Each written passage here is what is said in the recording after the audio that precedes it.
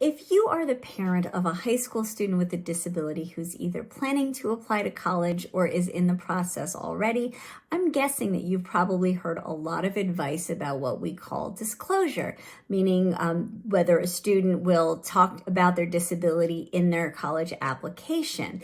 Now, if you haven't had a student apply to college yet, what you may not know is that colleges can't ask students whether they have a disability or not. There's no place on the Common Application, and there shouldn't be a place anywhere else that asks students if they have a disability. So it's totally up to the student whether or not to disclose.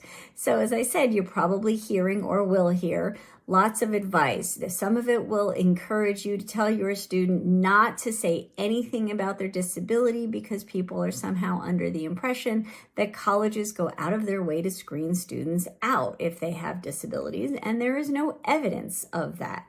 On the other hand, people may tell you to encourage your student to be sure to mention their disability because it will give them a leg up, or people sometimes think that if a student hasn't met a college's stated requirements, that saying that they have a disability means that the college will have to be more flexible, whatever you want to say, or waive their own requirements. So here's the thing. There are no stats available on how many students with disabilities are either accepted to colleges every year or are turned down from colleges every year. And even if we wanted to count that number, the only number we could count would be the number of students with disabilities who disclose that disability when applying to college. We have no idea what those numbers are. So again, even if we had stats, they would only represent that part of the population.